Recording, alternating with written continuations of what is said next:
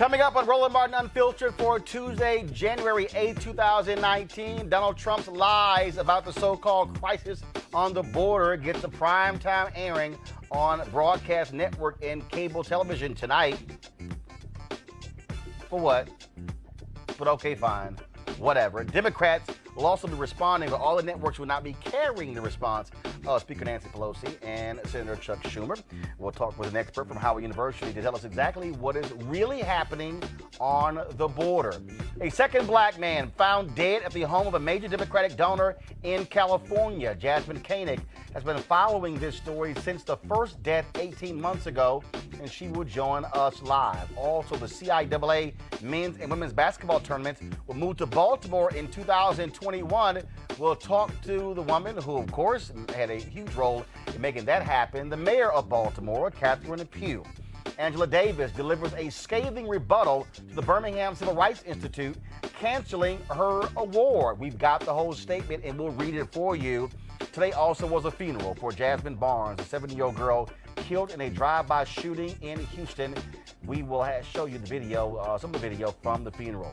And also, TMZ reports R. Kelly is now being investigated by the Fulton County, Georgia District Attorney's Office as a result of a Lifetime documentary that aired over the weekend. And also, folks, we start a series today featuring groundbreaking professors at HBCUs. Today, we'll talk to the professor researching how we get old and how we can stay young. And also my interview with the author of The Cooking Gene, Michael Twitty.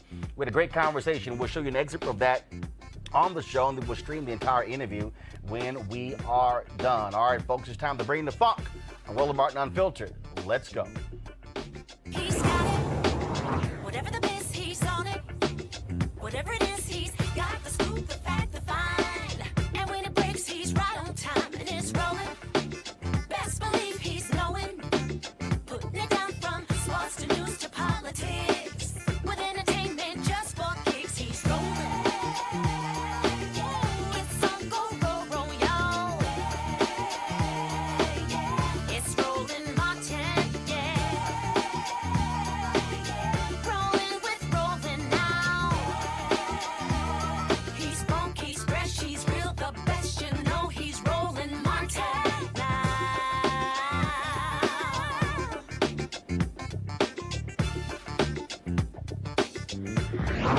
Martin. All right, y'all. Donald Trump is speaking to the nation tonight in a primetime address, or should we say lying to the nation tonight. Hey, where's my Trump Lives Matter stinger? Really? Are y'all falling asleep? Okay, find it, please. Seriously. Every single day. I know that. Okay, Jacob, my producer, goes every single day. We'll play the damn thing every single day. Okay, that's why we created the thing, to play it every day.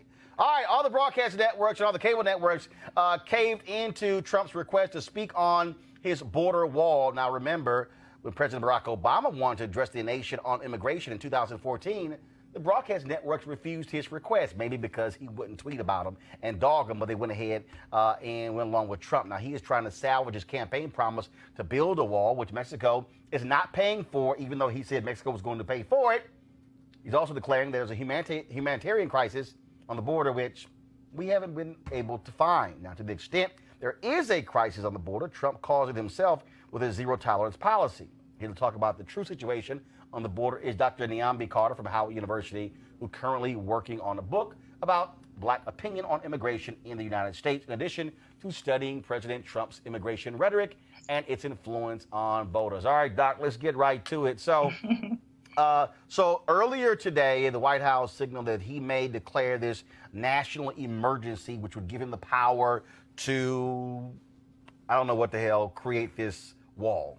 But now they're backing off of that. So what do you make of all of a sudden there's this national security emergency due to the border, the southern border? Well, it's not an emergency. Really, the president has created the emergency, as you rightly pointed out. The truth is, most of the people at the border are seeking asylum. There are many children at the border who are no threat to the United States. And in fact, there are 2 children who died in U.S. custody from our poor behavior and our inability to actually house children in a safe manner. And we still have the children who've been separated from their parents earlier this year who are still awaiting reunification with their parents. So the crisis at the border is much overblown. And I think that's why he's backed off of declaring it a national security emergency. And so let's just be honest. This is Trump's attempt to gin up his base because conservative media attacked him when the Senate passed the budget that 100-0 to reopen the government, and he leaned on the House not to pass that in order to get money for the wall, which Mexico was supposed to pay for, but Mexico is not paying for. He wants American taxpayers to pay for, even though he lied and told us Mexico was going to pay for it. Right. Well, I mean, it was always a bogus promise, right? That was something he couldn't ever deliver. And I think the fact that most Americans don't understand basic civics, you can't compel a sovereign nation to pay for something in your country. Moreover, he can't compel Congress to give him the funding. That's why we're in a government shutdown right now. This was always about making the most base parts of his voter base excited because it's a white supremacist tactic at best. We also now know because we now have administration officials. You have Roger, who's that thug? Roger, what's his name? Roger, y'all know. Yeah. The Trump's thug. Roger Stone. Okay, like I give a damn who he is. Well, he's a thug, and he came out and said that they came up with this whole wall deal because Trump couldn't remember a damn thing. And so it's like, look, anytime you forget something, just say the wall, and the crowd's going to go crazy. So we know that that's really what this whole thing is about. It's not actually about an issue with immigration. I mean, this is about pressing the buttons to get his, frankly, white base fired up on the issue of it's them people who are causing us all these problems. Absolutely. And we have a wall. We have barbed wire. We have fence. The fact of the matter is it's a 2,000-mile border that we have with Mexico. The border with Canada is bigger than that. So it's really hard to secure that space. But you're exactly right, Roland. I mean, numbers of people coming into the United States have been declining for years, especially given the fact that we are in a recession economically. So this idea that everybody is clamoring to come to the United States is a falsehood. But it's more important to him that we push this narrative, that he pushed this narrative, right? That these brown people are coming to the United States and they're coming to take your jobs and they're coming to hurt you. I mean, he tried it with black people. Black people weren't persuaded by it, but that didn't stop him from saying it. And he's been saying it. And for white supremacists, this is basically kitty litter to them. Right? This is the kind of stuff that they want to hear. Keep America white and keep all those brown people out, and everything will work out fine. So he's supposed to speak for 7 to 8 minutes. I don't believe that for a second. I think he's probably going to forget what he's doing and go off on a tangent. It might be 15, 20 minutes. And then he's supposed to go down to the southern border on Thursday. Again, to me, it's more histrionics. This is somebody who is, frankly, this is all he has left. And I think even Republicans are getting tired of the drama because now we're seeing TSA people say, look, I'm going to quit because I got to feed my family. Other individuals who are saying, I can't pay bills. And then for him to say, oh, I know how you feel. No, you don't. You've been rich your whole life. And so even so, I think you have members of his base who are realizing their lives are about to be impacted as a result of him not trying to keep the government open. Well, even his claims about this is mostly affecting Democrats. I mean, there's no way to have a government shutdown that only hurts Democrats and that people are for this. When people's payments start getting cut off, when people can't do the basic things that they need to do, like fly, ride a bus, I mean, all of those kinds of things that rely on federal support. And that's not to forget the physical infrastructure of this nation that relies on federal support. FDA, which is partially shut down, all of these important agencies that are being affected. I mean, the IRS, right? All of this is tax season. This is blow up season for most people, right? And now we have a moment where we have a president who is saying all of these critical functions can't happen because I want to build this wall to my own vanity and my own vision of white supremacy on this here earth. This isn't about a policy because this is an immigration policy. He doesn't care about immigration policy. He just wants to build this monument to himself. And that's all this is about. All right, then. Well, Doc, we certainly appreciate it. Thank you so very much. Thank you, Roland. Thank you very much, folks. Dr. Deon B. Carter, Howard University. All right, let's go to our panel here in the studio. My far left, Dr. Julianne Malveaux, President Emerita and also economist, Bennett College. We have, of course, joining us new as well. First, we got Malik, who's here. Did y'all actually forget to put Malik in here? Malik Abdul, Republican Communications Consultant, who joins us back with the bow tie. And Aris Foley, social media curator for The Hill. How y'all doing? Good. All right, so Malik, I'll start with you. There is no damn national emergency. There is none. I mean, this is absolutely positively made up. And even fellow Republicans are like, dude, seriously, it's not an emergency. Yeah, I don't think it's it's not a national emergency. It is definitely an issue, and it's an issue that the United States have been dealing with for a while now. The Democrats, I understand that Nancy Pelosi now thinks. Well, I'm sorry, the country has been dealing with for a while, not Democrats. I understand that now, Nancy Pelosi thinks it's something that's immoral, despite the fact that the party supported it in 2006. So what we're talking about, and it's the same thing that I said the last time we were on the show, this is an issue of semantics at this point. We know that there will not be a wall to stretch the entire border of the United States. So what we're talking about now is similar to what we talked about in 2006. So why does he keep lying then? Because first of all, he lied. Because he throws out stuff like eminent domain. He throws out, we can just take the land. It's real easy to do so. When first of all, he clearly has not been there because it's not as simple. I mean, somebody who's a native Texan. I mean, if you actually see the video of the border, it ain't that simple. In fact, Aris and Julian, I'm gonna play a video in a second. There was a video that Beto O'Rourke put together. Oh, God. And when y'all see, what you mean? What it's called? It's called using a drone to show you what the border looks like, where it's not as simple to just go, yeah, we're gonna throw a wall up. Julian, go. Here's the deal. You cannot make chicken salad out of chicken spit. So that's what I'm saying. I'm cleaning it up because I'm on Roland show. But here's the deal. You cannot. You're going through people's property. Mm-hmm. You're looking at rivers and all this stuff. No, there's not going to be a wall. This man did not ever want to be a wall. What he is a wall. He's a wall in his brain that is just insane. And so for any of us to indulge in this conversation is to essentially kowtow to stupidity. All right, so here's the deal. So here's the video that Beto O'Rourke put out that folks have been talking about. Because, again, I want y'all to actually see. Because when you hear all this stuff about, they'll show you, like, a piece of land where it's a desert. It's like, okay, so here's the wall. Okay, this is what most of the southern border looks like. So check this out. All right, so y'all go ahead.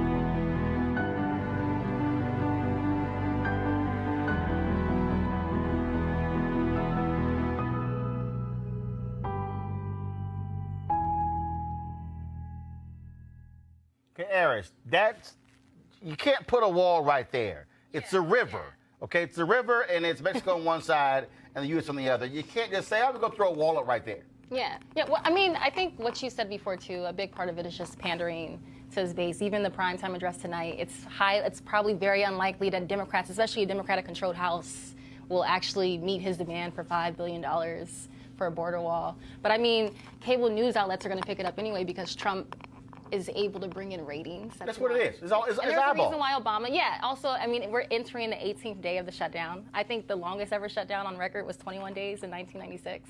So, I mean, like, the time, the other piece of this that's important is that while he's looking at the southern wall, from the north, we see people coming from Canada. We see white people coming. We see Paul Ryan. Oh, yeah, no. They don't mind white people. They don't mind white folks. Yeah. I mean, Paul Ryan going out tried to get thousands of visas for folks from Ireland. People. Well, anyone who's not from a shithole country. Right, precisely. But that's the other piece of it is how you talk about you're so afraid about people coming in when the fear ought to be that people come from airlines, they come from Canada, they come from all these places. These people are not threats to us. These people are, in fact, we stole all this. Hold on, I'm gonna do this here. So I'm gonna play another video of O'Rourke, and again, because I want y'all, I need y'all to understand. I want y'all to actually see what the border looks like. So here we go to my iPad. Roland, you and your iPad.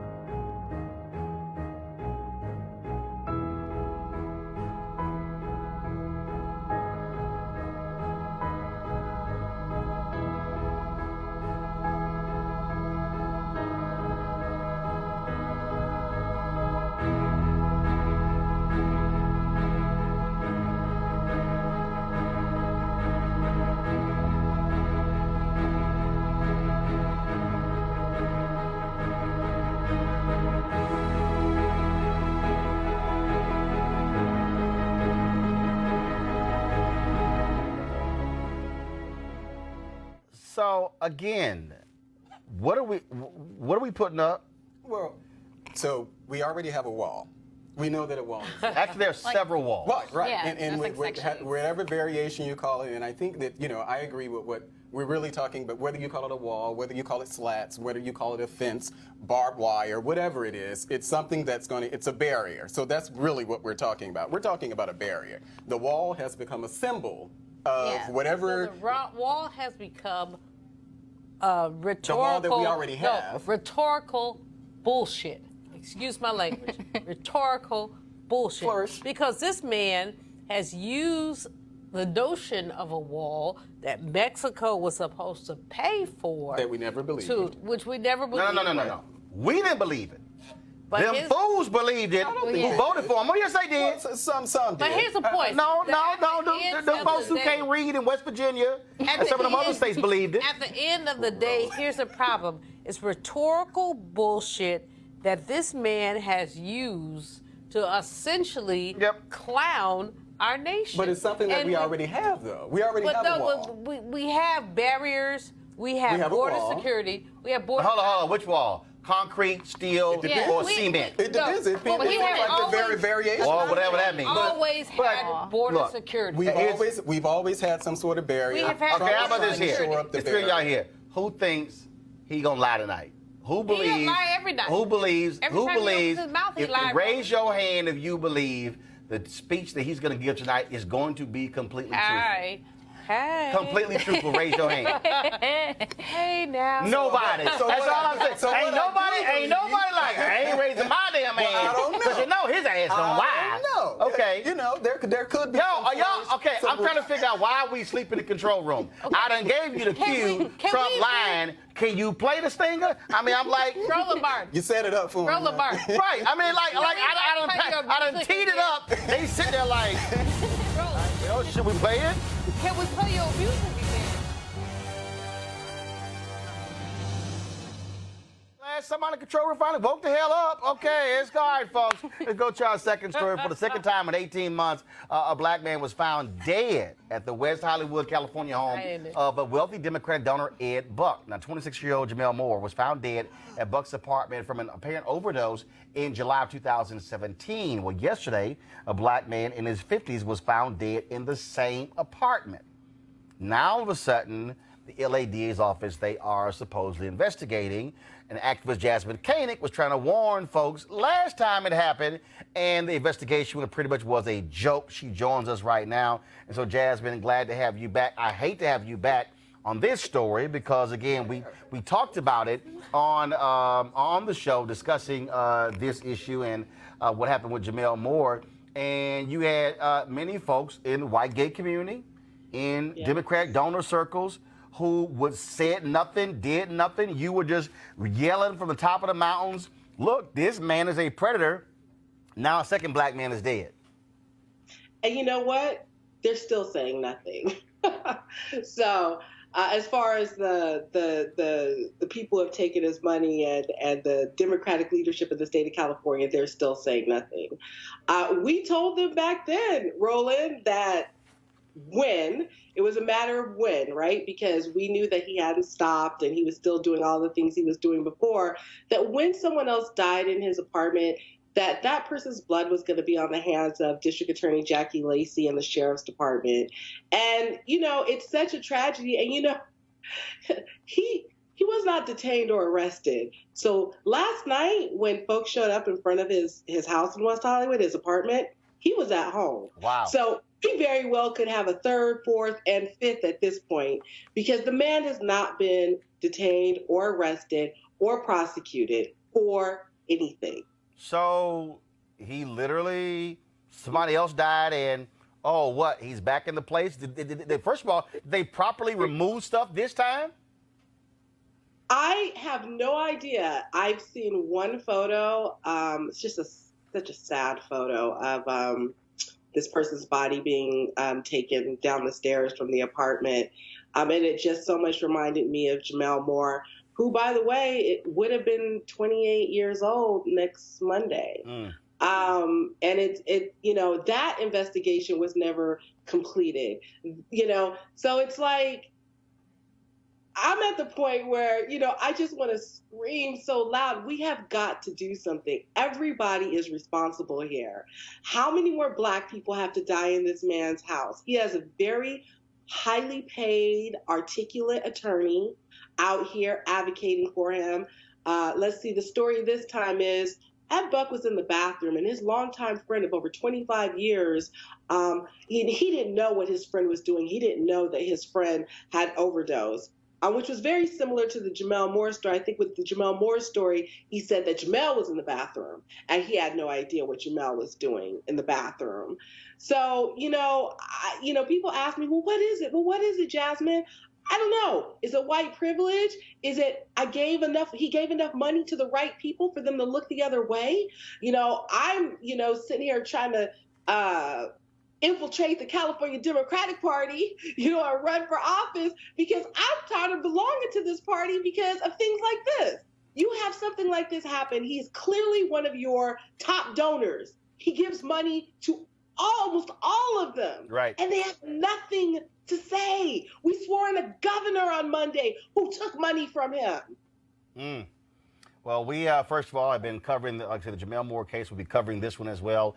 We'll see what's next. We know you are on top of this. Keep us abreast of what's going on, and we definitely will keep pushing this on social media and also on Roland Martin Unfiltered. And also, I'm finally glad to see also this time mainstream media kind of pick up on this story. They pretty much ignored Jamel Moore. I guess now what a second black dude did, it's like, I guess maybe we want to cover it this time. So we'll see what happens with that. But Jazmine, thanks a bunch. Thank you. All right, folks. Let's talk about Baltimore. And, typically we talk about Baltimore. Folks want to talk about things that are bad, somebody who got shot or even the murder rate there. But different story this time deals with HBCU basketball. For a number of years, a CIAA tournament took place in Charlotte, but now, after 2020, it will be in Baltimore. The Central Intercollegiate Athletic Association announced today that it is moving its men's and women's basketball tournaments to Baltimore for 3 years, starting in 2021. Now, of course, it is estimated that Charlotte gets about $50 million to its local economy as a result of the CIAA tournament. A number of entertainers and others have events that take place around the CIAA. Now it will be in Baltimore. So joining us right now is a former cheerleader at Morgan State University, HBCU there in Baltimore, the mayor of Baltimore, Catherine Pugh. Mayor Pugh, how you doing? I'm great. I'm great with all the great things that are happening in Baltimore, Roland Martin. All right, so what happened here? Charlotte, of course, I was reading one. It was a Charlotte elected official who was angry, saying they didn't do enough, but looks like Baltimore did a hell of a whole lot to get the CIAA to come to your city. What happened? We had a great team. I want to thank first our director of Visit Baltimore, who did an excellent job of putting together an excellent team and an excellent proposal. We also took Earl the Pearl Monroe down there to help seal the deal. My president of city council was a part of the team as well.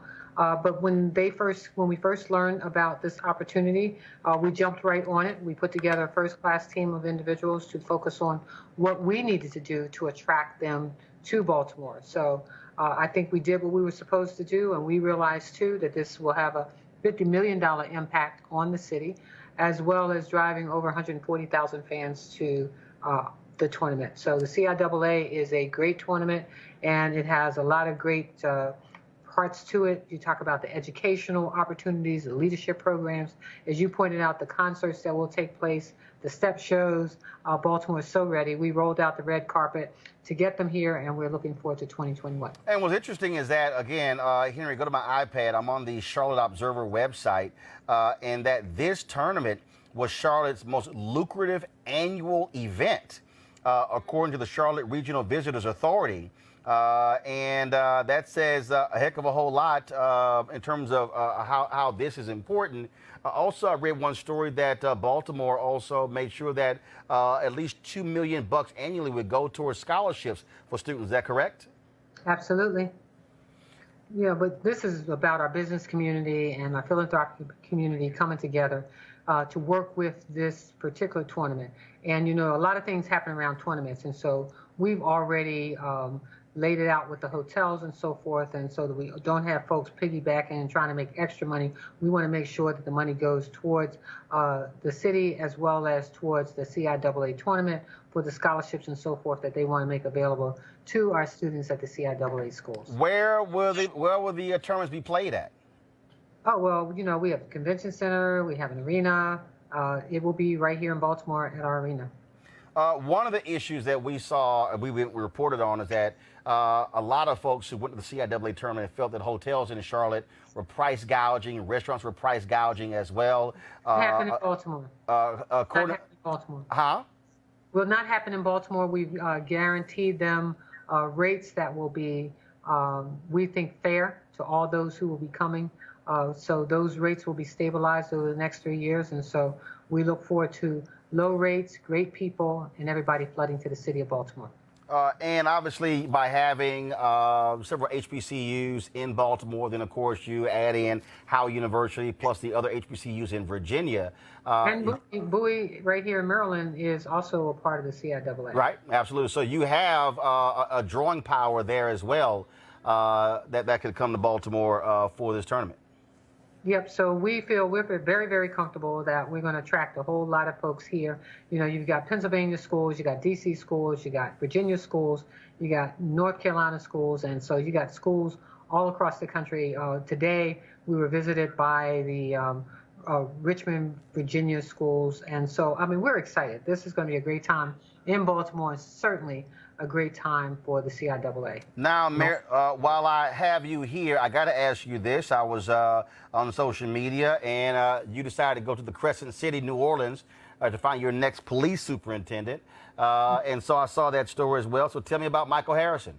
Well, Michael Harrison is a great choice for Baltimore, and we're looking forward to him coming and visiting and becoming a part of the fiber of our city. As you well know, he's one of the top police commissioners in the country. He's reduced crime in his city.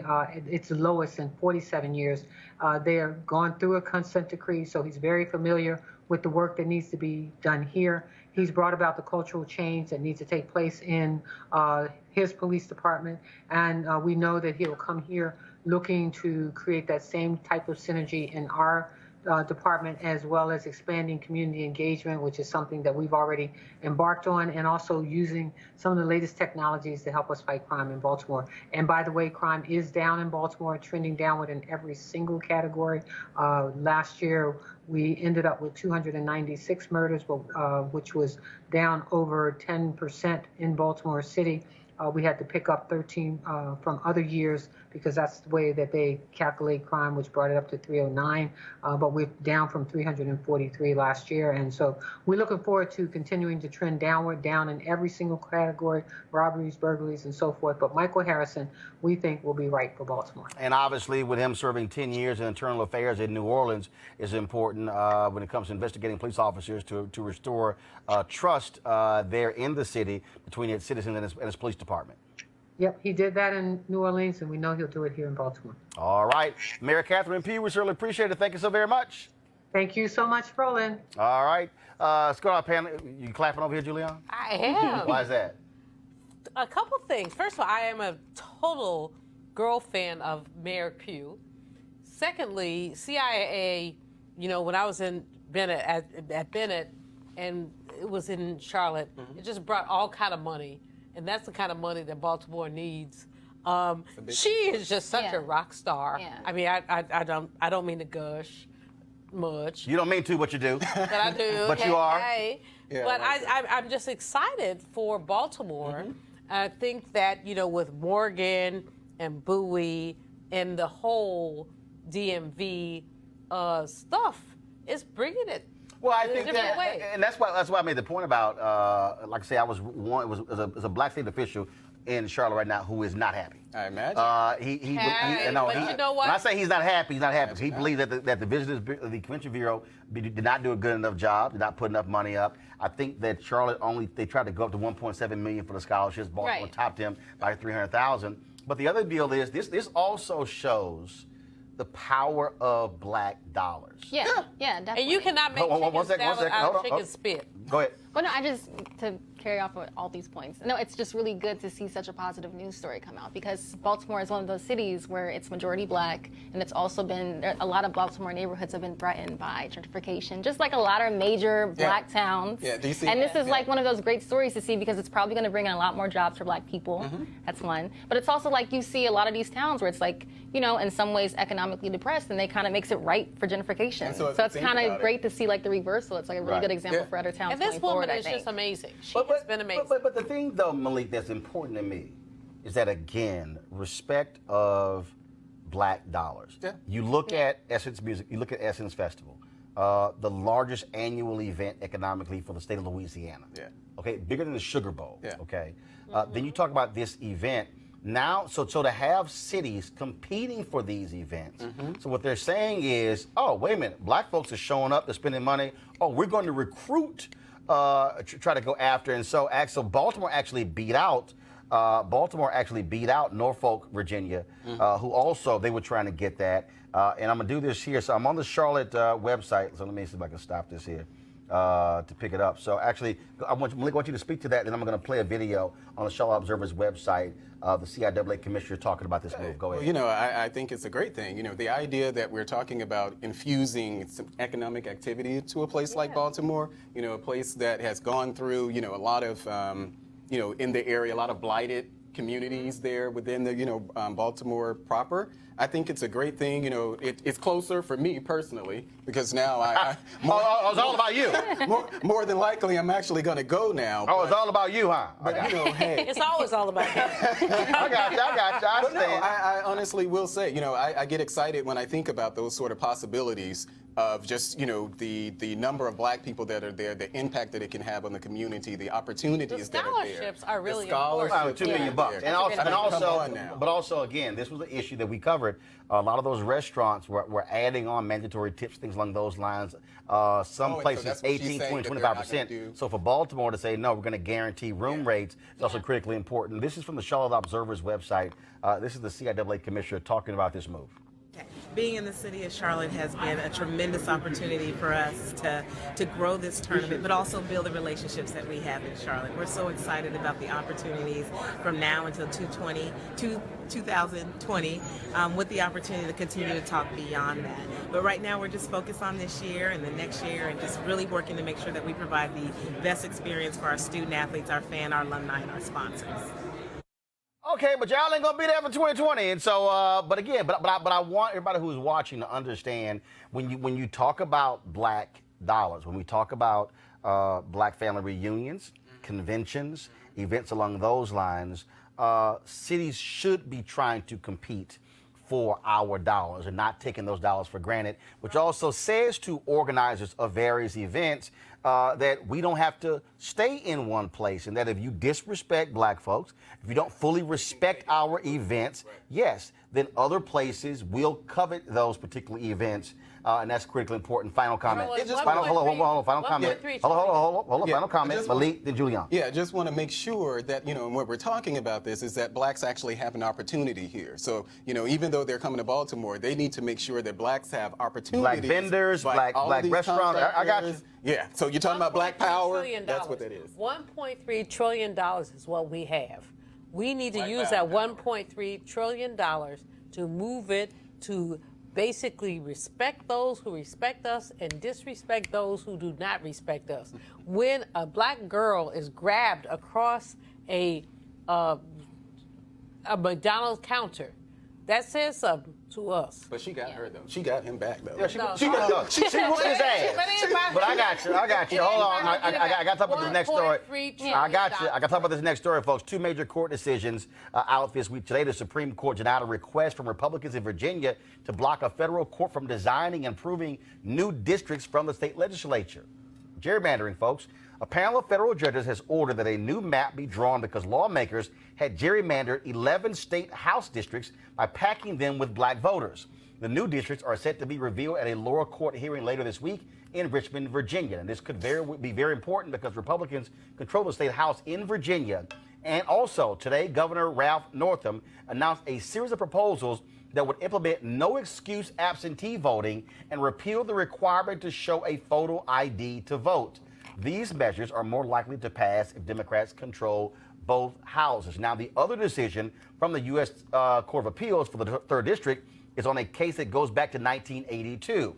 In that year, a district court ordered that Republican National Committee cannot engage in ballot security measures which were designed to intimidate minority voters from voting. As you can imagine, the Republican National Committee has been trying to get this order overturned, and now they have. And the Republican National Committee will now have free rein to engage in whatever voter suppression tactics, if things existed, that the law will permit. Now, the court order had kept some of this behavior in check. With Donald Trump now in firm control of the RNC, now we have other issues. This is important. Now, I'll start with you. This is important because you look at the issue of Virginia, when you talk about now making it easier for folks to vote. This country talks about democracy. Oh, how we love democracy, but makes it difficult for folks to vote. New York State, folks are targeting New York State, where you would think that it's so-called blue state. They have the worst voting laws in America. Right. And so finally, and also we're seeing, of course, the first bill that Congress, Democrats in control of the House, are proposing, deals with the issue of voting as well. This should be a no-brainer for both sides, but one side does not want there to be easier access to the ballot box than the other. Right, definitely. I mean, and I think, just going off of what the Northam thing too, about the package of legislation that he was able to pass. I mean, just a lot of election experts say that a lot of the stuff that, a lot of these things that would give minorities more rights to vote, like a lot of minorities, especially like black minorities tend to vote Democratic. So it could seem why there are a lot more people who align, a lot more Democrats who align with issues that would propel or get more black people into the ballots are Native Americans, like especially given this past election cycle and how voting rights was at the center of the discussion, given allegations of voter suppression in Georgia, North Dakota, when it came to Native Americans who were not being able to vote because they weren't either their I think their tribal IDs. Yeah, absolutely. They had a rush to get them made. Right. And Malik, this is where, again, I keep saying to Republicans, if you keep trying to keep folks from voting, you ain't going to get black votes. I will say one thing. I don't think that this is a Republican thing. I don't think that Republicans, as the party, I don't think that we are into voter suppression. Yes, they are. No, yes, they are. No, Doc, you can sit here. Members of the party are, but I don't think that the party itself. Hold up. Members of That's the party. No, Well, that's yeah. to say that what happened. What are you talking about? With all due respect, and To I say want to that- respect you, but with all due respect, let's just deal with this I mean, bit. I'm wearing this shirt for a reason. Let my people vote. Vote. That's And not a what- position of the what the Republican hell Party. happened in North Carolina where MFs Right. went and took people's ballots? Yeah, but we're This talking was about back- North Carolina. Also that though. too. No, We but we continue can- to talk well, about North Carolina. Actually, Lord, 'cause we can North go to Carolina, Now No, Roland you is going to go Georgia, North Dakota, Virginia, You can't add Georgia to North Carolina because the situations are not the same. The situations are not the same in North Carolina. What's wrong with But him? Malik, hold on one second. What's wrong with him? But Malik, it's real simple. Anytime there's a discussion about expanding access to the ballot and not expanding it, the people who are on the side of expansion of the ballot are Democrats, and the people who are likely on the side of trying to limit access are Republicans. And how come everybody? One second. Multiple states. Yeah. So there's a whole idea of like, well, it's not the party. It's not the individuals. party, no. Okay, it happens to be a lot of individuals who call themselves Republicans in different states all across the country. And then when you add them all together, that's called the Republican Party. Yeah, Let but me that's- ask you this. but- Hold on, Okay. one second. Finish, make your point. It's applicable You to don't have both no party. parties. I mean, you can actually have. I can cite off things that are. Democrats generally advocate for that Republicans generally don't. So we can go down the list of things. Wait. What? Well, let's start with the border. Let's start with No. Let's Stop. talk about it. No, Let's stop. talk No, about it. no, Julian, stop. But you can't No, start Malik. there. So let's talk about Malik. border security. Show me. Democrats and Republicans are on two different sides Show of me. that. No. We're discussing voting. Yeah. Show me Voter the suppression examples tactics, yeah. where Republicans are talking about expanding access to the ballot. Take your time. Well, I'm sure there are some examples. Well, no, but give me one. No, give me two. Give me two. I don't have them. Okay, give me one. Give me one. I don't have them off the top. You of don't my have head. one? I don't have them. Bro, you don't have one? It's an entire country. No, I don't have them. Out of all 50 states, you can't find one. So, I Roland, was not prepared to talk about a Roland, case That of where means Republicans. that were means there are advocating for- none. So Roland, here's the maybe deal. 30 seconds, Here's the go. deal. These people would like to constrict the opportunity for people to vote. Some people, That's yeah. what it. No, I not don't some disagree people. with that. Okay. Your people. I don't All right, disagree Yo, with that. people. This is all I'm saying. Okay, so between now and the next time you come on, find me two. What? Now, So answer. when it comes to voting, where Republicans are What? working, no. Where Republicans are have ideas to expand access to the ballot. So take your time. Oh, It's it won't take gonna be a long. little rough. It won't take long. It's gonna take a I'll long come back time. with it, Again, 'cause- okay. What does it say? Let my people vote. And speaking of voting, folks, today. Nearly 1.4 million people in Florida were eligible to register to vote today. I'm going to show you a video of Desmond Meade. Of course, he was a brother who led the effort. It took him a decade to actually to get this ballot initiative passed. For the first time, he was able to register to vote today. It was quite emotional. Here's that video.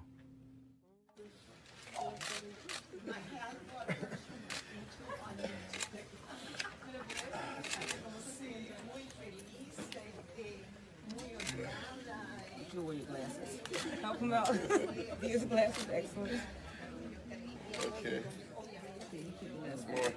I can do either one, right? Today marks historic and will be memorized in Florida history for allowing every citizen to have a vote. Thank you, Lord. I do. I'm voting again. Yes, you're voting. Register voters. Congratulations.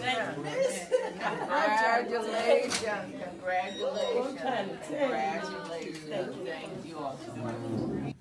Can you do me a favor and review that, please? That's how I feel. Grateful. That's right. To people I don't even know. Desmond Meade said there were scenes like that all across the state. Election officials were getting emotional, shedding tears as they saw folks who were coming in and registered to vote. Many of them, there were some folks, of course, who went to jail before they were even eligible to vote. And now, for the first time, they will actually have an opportunity to vote. And so you see, I'm wearing this shirt, Let My People Vote. So Desmond and Sheena made sure I got one of these shirts a few weeks ago, which is why I'm wearing it. And to the panel, look, this is what this thing is about. This is why 65+% of the people went to the polls, because it does not make sense in a country to say that you have, I mean, and now in the case of Desmond Meade, not only could he not vote, because he was formerly incarcerated, formerly a felon, he got his law license. He went to law school, graduated, but he could not become a lawyer because in Florida, they didn't allow you to get professional licenses for the same reason. Now he can become a practicing lawyer. I mean, that is a huge deal, and I would hope that first of all, legislatures should not be blocking folks across the country from voting. Right. And in many of those cases, Malik, they are Republican legislatures. Fact. And so this is a perfect example where Republicans, if they want to say we believe in second chances, they should be making sure that people have the right to vote. Yeah, I mean, we've talked about, as far as voter suppression, we've talked about it on this show before. I've expressed my feelings about it. I don't agree with any efforts. You know, some things that some people may feel more strongly about, I don't. So as far as like voter ID laws and things like that, I'm not as just so opposed to voter ID laws. I don't think there's a I don't have the same position as a lot of people as far as voter ID laws, but what we're talking about with this guy here, if you've served your time, and I know some states don't allow you to, there's a period of time after you are released that you're able to vote. But I think that once you've served your time, I think that you should be able to vote immediately. I think you should have those rights restored. And I think that is definitely something, the Republican Party needs to be responsive to that, because voting is one of the things that we care a lot about. But your party has been a blocker to people from things, Roland, as minor as you can't get a barber's license. Right. In Illinois. They got like 151 things that you can't do. Right. Once you've been a felon. So you have you served your time, you done the crime, you served your time, let it go, let it go, let it go. That's all. But also, Juan, I want you to speak to this. This is also, I want every person who is young, or the people who are out there watching, or who are always talking about this nonsense of, oh man, this stuff doesn't matter. I mean, these were individuals who are shedding tears, who could not vote. And to me, I don't care who you are. I don't want to hear that crap. Anybody says, "Oh no, the best of those two evils" or whatever. No, this shows you the power of what it means and how emotional it is for people to get the right to vote. Right, definitely. In some states, even this week, Florida actually lifted I think on Tuesday, and enacted a measure to lift the ban on those with felony convictions. No, but that's right. That was the case here. But you see how emotional they are. Definitely. You see how workers are seeing it, and that to me, I think it says a lot to young voters.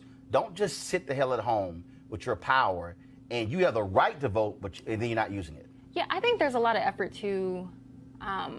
Just having a lot of black family members who also didn't vote in this past midterm election, who also didn't vote in the presidential election. I think sometimes, again, voter suppression efforts aren't just to block black people from voting in general, but also to make them. No, they're there to block a lot of people. Because first of all, voter suppression efforts are not just young black folks. They're also targeting young white voters, targeting elderly voters as well, but just poor folks, people, and so that's what's going on. People who are not, when they decide that you can't, that you move a voting place 20, 30 miles. Oh, no, in the case of Wisconsin, where the clerk said she purposely moved the early voting location because there were too many young people who voted Democrat in the previous election. She moved it to a far out place, was hard to get to with a small parking lot. So even if you did go out there, to dissuade you from voting, because if the lines were there, you would get frustrated and leave. We saw that happen in Ohio and other states.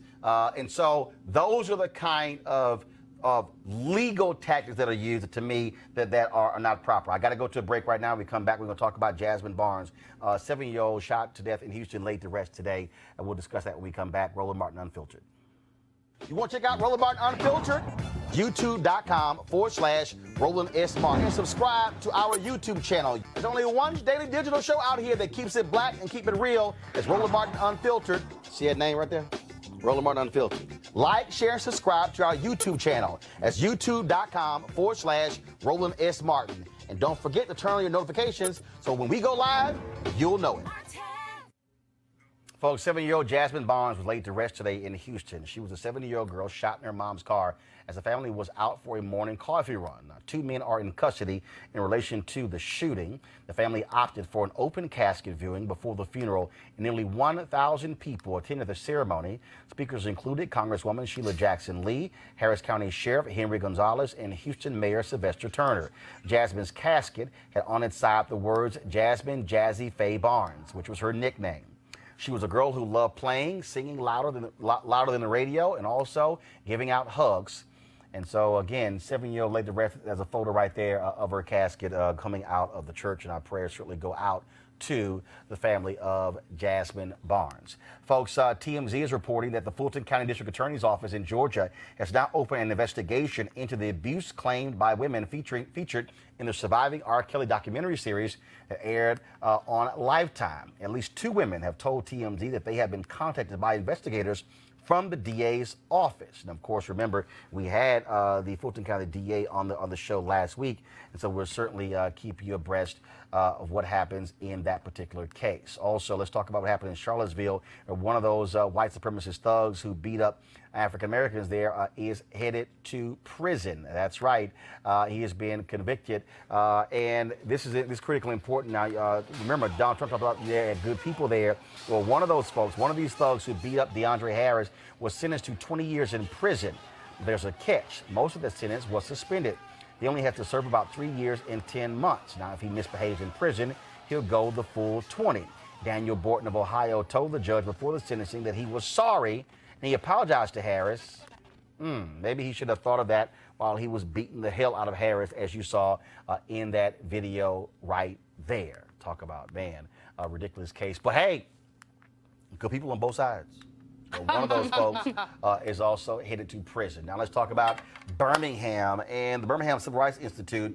They are trying their best to stay quiet and ignore their decision to rescind the Fred Shuttlesworth Award that was supposed to go to Birmingham native Angela Davis. Well, that's not going over quite so well. The CEO, as well as the board chair and the board members, none of them still are speaking. They've been called out by lots of folks as a result. We're rescinding that award because various Jewish groups and organizations in Birmingham and beyond protested the award going to Angela Davis because of her support for a boycott of Israel. Now, Angela Davis, she has responded. First of all, she said she was actually stunned by the decision by the Birmingham Civil Rights Institute to rescind the award.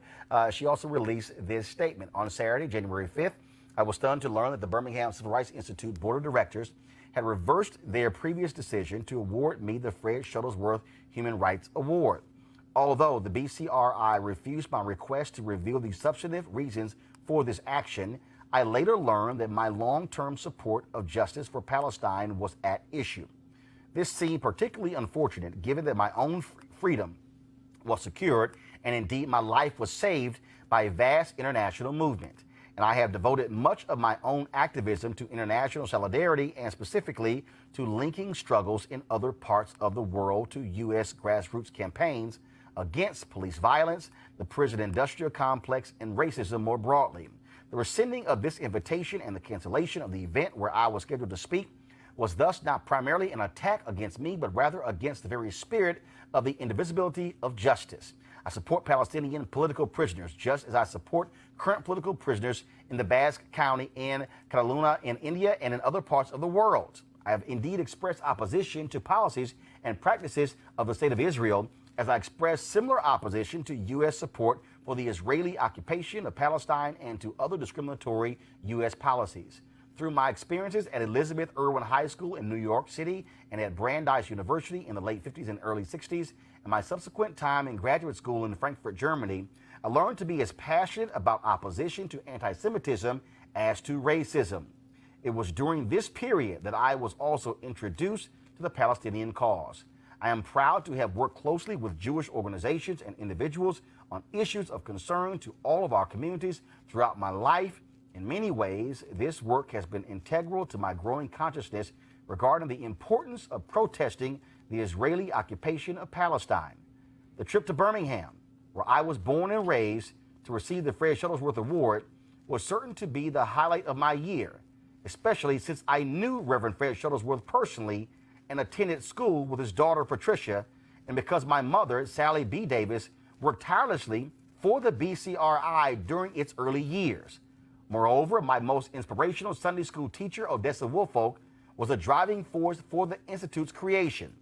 Despite the BCRI's regrettable decision, I look forward to being in Birmingham in February for an alternative event organized by those who believed that the movement for civil rights in this moment must include a robust discussion of all of the injustices that surround us. Angela Y. Davis, January 7th, 2019. The fact that we have reached out to the Civil Rights Institute, they have not responded. They have not responded to the local newspaper. Yeah. Roy Johnson is a columnist there. They've not responded. They will not reveal what the vote was, will not reveal who voted. Also, folks, yesterday I showed you their website, which showed that Senator Doug Jones was on his board of directors. I texted him last night, actually during the show. He responded after the show and said that he had resigned from the board of directors when he announced his candidacy for the U.S. Senate in May of 2017. So he's no longer on the board of directors. So he was not a part of that board vote on Friday. But it is still crazy to me for a Civil Rights Institute in Birmingham to make a decision to give her this award. Because she'd be the perfect recipient. And then come back and say, well, no, we're going to rescind it.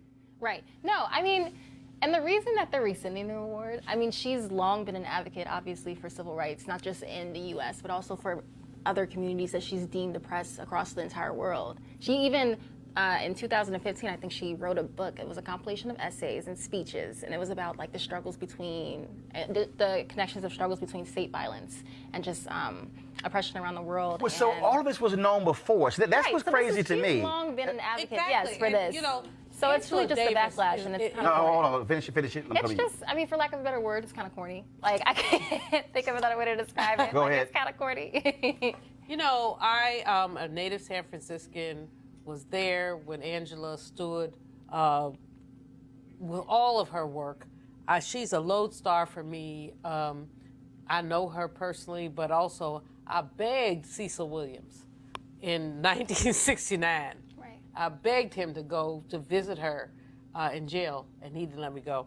I adore her, and she has been so much to all of us, not only about civil rights, about prisoner issues, about so many things.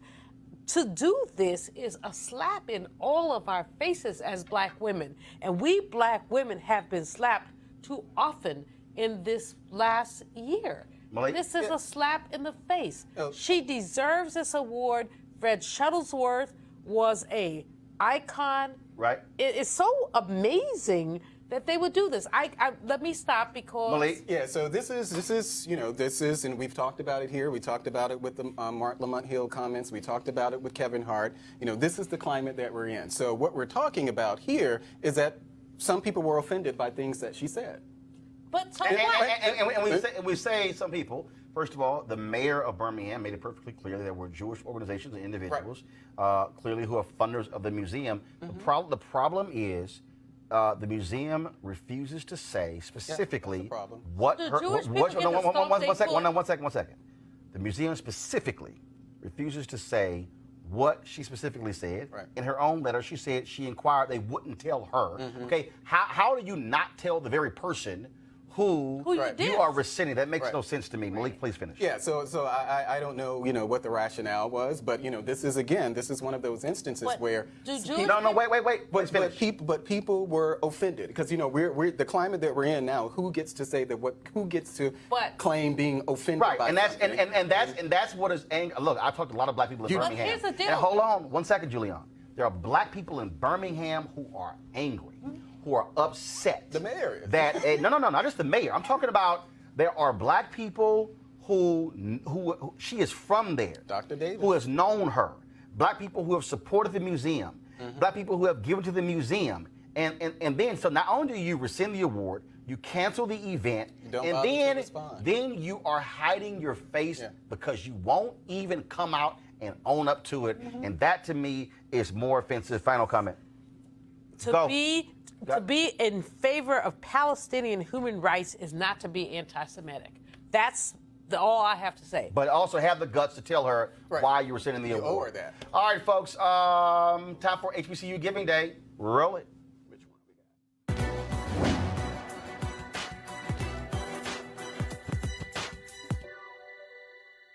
Black People's Grace has been with What They Do with Language, novelist and Nobel laureate Toni Morrison.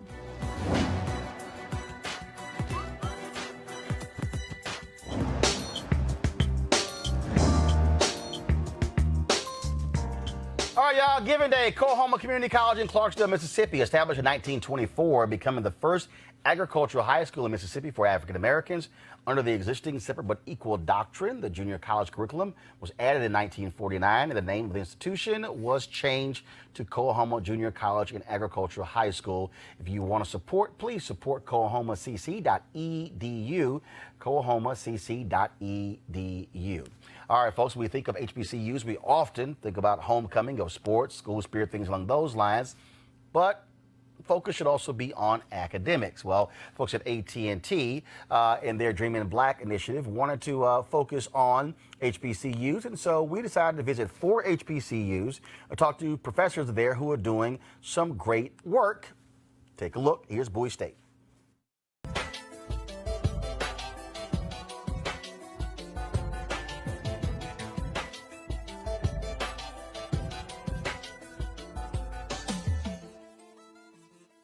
How do we get folks to think big, to see that there's huge world out here of possibilities, unlimited possibilities, to actually dream in black? Well, that's what the folks at AT&T are doing with their hashtag HBCU Unlimited initiative, which focuses on black culture and pride. And when it comes to HBCUs, oftentimes we hear about the bands of fraternities and sororities and other aspects of black HBCU life. But we chose to go a different route. We wanted to focus on HBCU professors who are doing innovative work and expanding the horizons of their students. I teach at Bowie State University Intro to Biology for majors and non-majors, General Genetics for majors, Heredity for majors and non-majors, and freshman and senior seminars. My research is around aging and skeletal muscle. I'm by trade a human geneticist, but my research is aging skeletal muscle, and then I mentor students because I want them to be better than I was and to have a role plan and not have to make the same mistakes. All right, so when you say aging, so what is your focus? What are you trying to do with your research? So as you get older, you lose muscle mass and strength. So I want them to live longer, healthier lives. So I want to increase health span, not just lifespan. So that means, well, actually around the age of 30, aging of your skeletal muscle takes place. But it's not until 50 to 70 that you actually see the results of it. So I want to extend that period so that people aren't actually experiencing sarcopenia, which is the aging of skeletal muscle, till their 70s or 80s, so that they'll have healthier years and not just longer unhealthy years. So when you say you begin to see it at 50, okay, so I turned 50 2 weeks ago. Okay. So what are you looking for? What are you looking? Your muscle mass is going to be smaller. So if I looked at your muscles under a microscope, your cells start to shrink. Okay. And then they start to get weaker. And that's what you look for. Some folks, they jump on the treadmill, jump on the elliptical, or is it a matter of, no, you should be lifting weights? So the jury is out on that one, but just keep moving. All of the above, whatever you're comfortable with, whatever you're willing to do as you get older, I would say do it. You're going to lose the muscle mass. It's a matter of slowing down how much you're going to lose as you get older. So even elite athletes and people who've trained for years still experience sarcopenia, but it's going to be at a lower rate than someone who doesn't do that, who's not an elite athlete. Okay.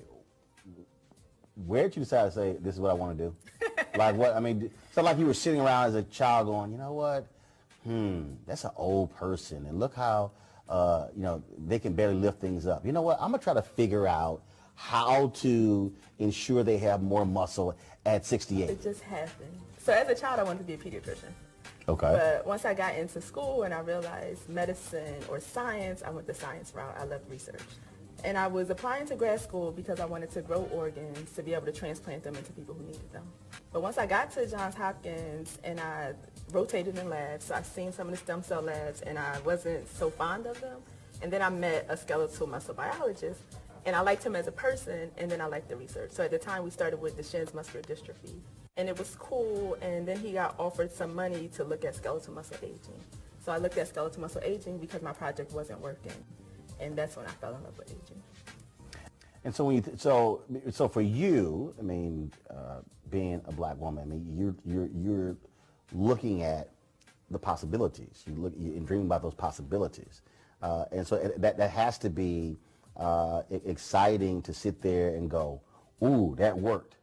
Okay, now we got to figure out, can that work somewhere else, and then break this whole thing apart. So this is sort of like a constant puzzle. It is. It is. But that's the joy of science. Like, we don't even know everything that we don't know. So there's always going to be something new to discover, something new to investigate. And I think that's why it helps that I came back to HBCU to hopefully train other young black scientists to go out into the field and study new things. And it also because there's not a lot of scientists who study diseases that affect African Americans or even have African Americans as subjects to see things that ails us.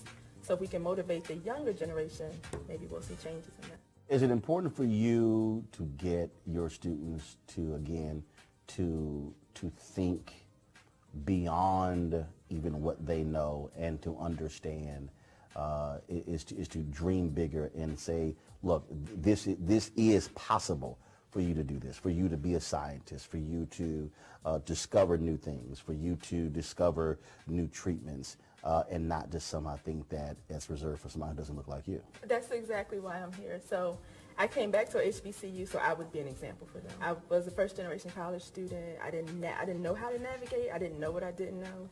And in fact, I almost didn't go to school because I couldn't find a cosigner. So it's like to be here and have my story as an example for them, something tangible that they can obtain to be, does drive me.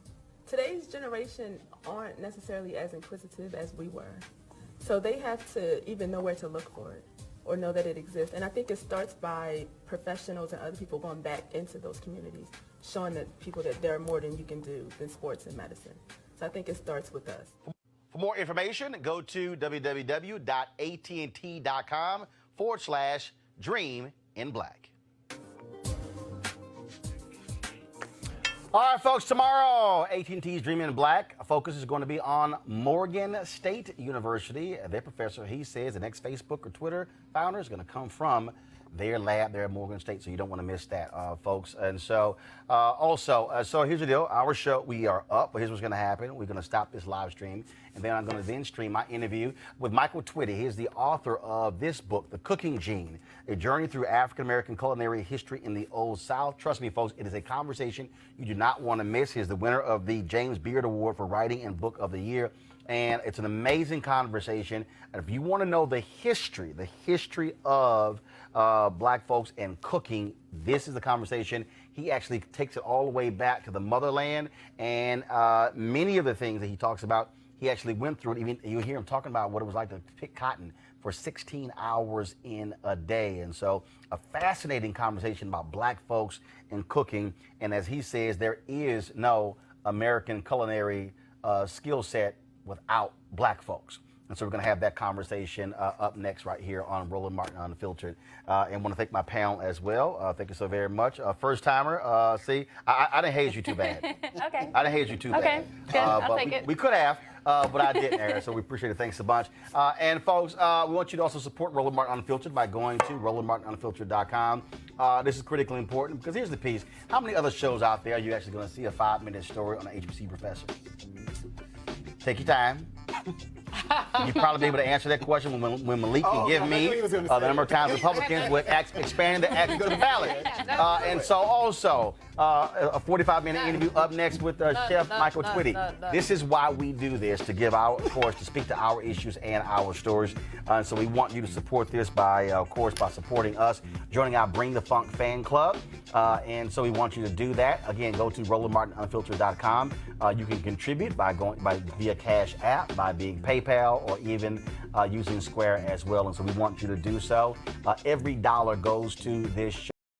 Things coming up for you as well, and some remote broadcasts we'll be doing from across the country. And so again, support us. Also, don't forget, go to our YouTube channel, subscribe to it. Also, click live notifications. Same thing on our Facebook page.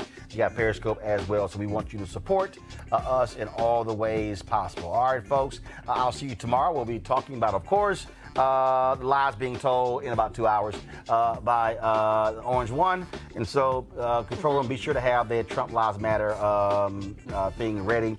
And so we'll have that good to go for all of you.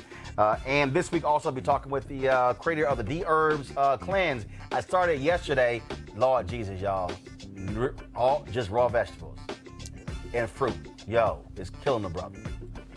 But we'll talk about what the cleanse is about and why it matters with Doc AD. So all of that, folks, a jam-packed show for us. The rest of the week, looking forward to it. So this one is over. Don't forget, up next, Chef Michael Twitty. An amazing conversation you are going to enjoy. Gotta go. Holla!